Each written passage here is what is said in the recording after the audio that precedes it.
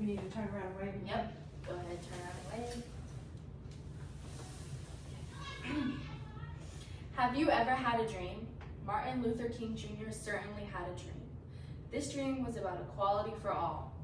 In Martin Luther King Jr.'s I Have a Dream speech provided by the U.S. Embassy website, he states, "I have a dream that one day this nation will rise up and live out the true meaning of its creed.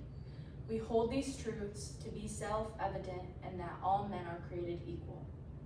My name is Sarah Solander, and I will be talking about Martin Luther King Jr. Martin Jr. was born on January 15, 1928 in Atlanta, Georgia. From a young age, he was aware of racial discrimination. According to the website biography.com, Martin Jr.'s parents couldn't shield him completely from racism even though they tried. His father did not agree with segregation. He believed it was against God's will. Martin Jr. grew up in a Christian household. Both his grandfather and father were pastors of a church. This led Martin Jr. to have a strong faith in God. At the age of 15, he attended Morehouse College.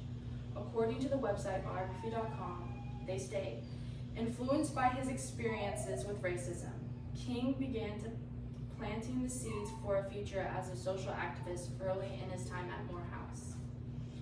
Morehouse College introduced him to the president Benjamin E. Mays. Mr. Mays had a great impact on his spiritual development.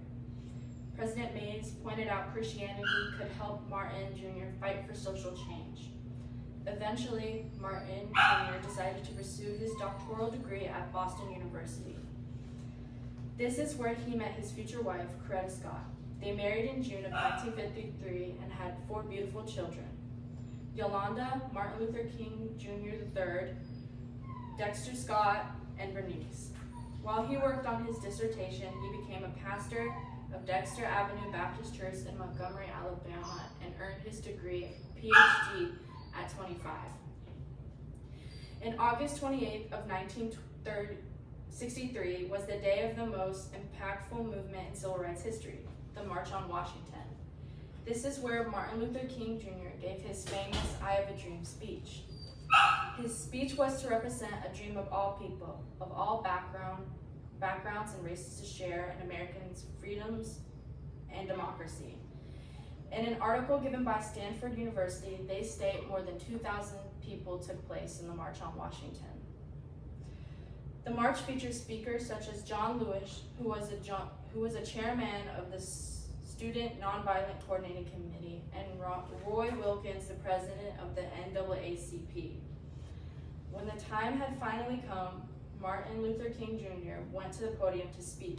He had planned for a short speech, but the gospel singer Mahalia Jackson called out, "Tell them your dream, Martin.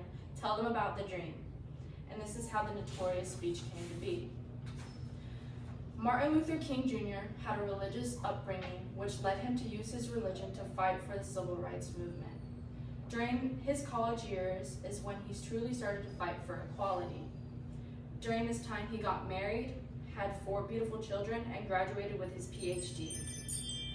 August 28, 1963 is when he gave his famous I Have a Dream speech. This speech left a great impact on the world and changed the lives of many Americans. Because of his persistence in the fight for civil rights movement, we live in a world today that has more equality than it did before.